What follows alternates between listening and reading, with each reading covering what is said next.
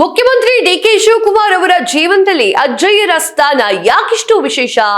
Hi hello ನಮಸ್ಕಾರ, ನೀವು ನೋಡ್ತಾ ಇದ್ದೀರಾ ಸ್ಪೀಡ್ ನ್ಯೂಸ್. ನಾನ್ ಕಾವ್ಯ ಹೆಗ್ಡೆ. ಶ್ರೀ ಕಾಡಸಿದ್ದೇಶ್ವರ ಮಠದ ಭಕ್ತಿಯಿಂದ ಆರಾಧನೆ ಮಾಡಲ್ಪಡುವಂತಹ ಸಂತ ವೀರ ಗಂಗಾಧರ ಅಜ್ಜಯ್ಯ ಅವರು ಮುಖ್ಯಮಂತ್ರಿ ಡಿಕೆ ಶಿವಕುಮಾರ್ ಅವರ ಹೃದಯ ಮತ್ತು ಮನಸ್ಸಿನಲ್ಲಿ ವಿಶೇಷ ಸ್ಥಾನವನ್ನ ಹೊಂದಿದ್ದಾರೆ. ಜನಪ್ರಿಯವಾಗಿ ಅಜ್ಜಯ್ಯನ ಮಠ ಅಂತ ಹೇಳಿ ಕರೆಯಲ್ಪಡುವಂತಹ ಈ ಒಂದು ಮಠದ ದೀರ್ಘಕಾಲದ ಭಕ್ತರಾಗಿರುವಂತಹ ಡಿಕೆ ಶಿವಕುಮಾರ್ ಅವರು ತಮ್ಮ ರಾಜಕೀಯ ಜೀವನದ ಅತ್ಯುನ್ನತ ಹಂತವನ್ನು ತಲುಪಿದಾಗ ಅಜ್ಜಯ್ಯ ಅವರ ಹೆಸರನ್ನ ಸ್ಮರಿಸ್ತಾರೆ, ಅವರನ್ನ ಮನಸ್ಸಿನಲ್ಲಿ ಆರಾಧನೆ ಮಾಡ್ತಾರೆ. ಡಿಕೆ ಶಿವಕುಮಾರ್ ಅವರು ನಾನು ಮುಖ್ಯಮಂತ್ರಿ ಆಗ್ತೀನಿ ಅನ್ನೋದನ್ನ ಅವ್ರು ಅನ್ಕೊಂಡಿದ್ರು, ಬಟ್ ರಾಜ್ಯದ ಜನ ಯಾರು ಅನ್ಕೊಂಡಿರ್ಲಿಲ್ಲ.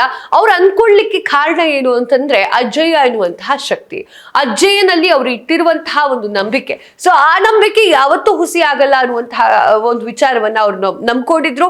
ಅದೇ ರೀತಿ ಆಯ್ತು, ಅಜ್ಜಯ್ಯ ಕೈ ಬಿಟ್ಟಿಲ್ಲ. ತಮ್ಮ ರಾಜಕೀಯ ಬದುಕಿನ ಪ್ರಮುಖ ಸಂದರ್ಭದಲ್ಲೂ ಕೂಡ ಅವರು ಸಂಪ್ರದಾಯವನ್ನ ಬಿಡ್ಲಿಲ್ಲ, ಅಜ್ಜಯ್ಯನನ್ನು ಕೂಡ ಬಿಡ್ಲಿಲ್ಲ.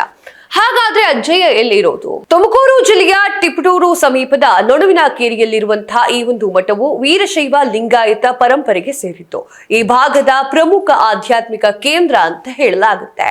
ಪ್ರಮುಖವಾಗಿ ಒಕ್ಕಲಿಗ ನಾಯಕರಾಗಿರುವಂತಹ ಡಿಕೆ ಶಿವಕುಮಾರ್ ಅವರು ಅಜ್ಜಯ್ಯರ ಮೇಲಿನ ಭಕ್ತಿ ಸಿಕ್ಕಾಪಟ್ಟೆ ಜಾಸ್ತಿ ಇದೆ.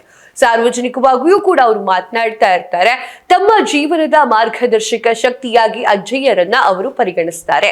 ರಾಜಕೀಯ ಜೀವನದ ಮಹತ್ವದ ಘಟ್ಟದಲ್ಲೂ ಕೂಡ ಡಿಕೆ ಶಿವಕುಮಾರ್ ಅವರು ತುಮಕೂರಿನ ಮಠಕ್ಕೆ ಮಾತ್ರ ಅಲ್ಲದೆ ಬೆಂಗಳೂರಿನಲ್ಲಿರುವಂತಹ ಅವರ ಶಾಖಾ ಮಠಕ್ಕೂ ಕೂಡ ನಿಯಮಿತವಾಗಿ ಭೇಟಿಯನ್ನ ನೀಡ್ತಾ ಇದ್ರು. ವೈಯಕ್ತಿಕ ಹಾಗೂ ರಾಜಕೀಯ ಸವಾಲುಗಳನ್ನ ಎದುರಿಸಿ ಹೊರಬರ್ಲಿಕ್ಕೆ ಅಜ್ಜಯ್ಯರ ಆಶೀರ್ವಾದವೇ ಶಕ್ತಿ ನೀಡಿದೆ ಅಂತ ಹೇಳಿ ಅವರು ಅನೇಕ ಬಾರಿ ಹೇಳಿಕೊಂಡಿದ್ರು.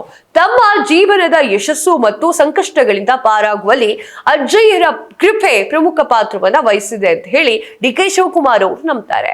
ಮುಖ್ಯಮಂತ್ರಿಯಾಗಿ ಅಧಿಕಾರದ ಗದ್ದುಗೆ ಏರಿರುವಂತಹ ಈ ಒಂದು ಮಹತ್ವದ ಸಂದರ್ಭದಲ್ಲೂ ಸಹ ಅವರು ಅಜ್ಜಯ್ಯರನ್ನ ಸ್ಮರಣೆ ಮಾಡಿದ್ದಾರೆ. ಈ ಒಂದು ಸಂತರ ಮೇಲಿನ ಅವರಿರುವಂತಹ ಅಚಲವಾದ ಭಕ್ತಿ ಮತ್ತು ನಂಬಿಕೆಯನ್ನ ಮತ್ತೆ ಅವರು ಹೇಳ್ತಾನೆ ಹೋಗ್ತಾ ಇದ್ದಾರೆ. ಅವರನ್ನ ಯಾವತ್ತೂ ಕೂಡ ಬಿಟ್ಟಿಲ್ಲ. ಏನು ಸಂಪುಟ ಸಭೆ ಆಗತ್ತೆ ನಿನ್ನೆ, ಸಂಪುಟ ಸಭೆಯಲ್ಲೂ ಕೂಡ ಸಭೆಯ ಹಿಂದೆಯೂ ಕೂಡ ಅವರು ಅಜ್ಜಯ್ಯರನ್ನ ನಿಂದಿದ್ದಾರೆ ಹಾಗೂ ಆ ಒಂದು ಕಚೇರಿಯಲ್ಲಿ ಪೂಜೆಯನ್ನು ಕೂಡ ಮಾಡಿಸ್ಕೊಂಡಿದ್ದಾರೆ. ನಿಮ್ಗೆ ಏನ್ ಅನ್ಸುತ್ತೆ ಕಮೆಂಟ್ ಮಾಡಿ ತಿಳಿಸಿ.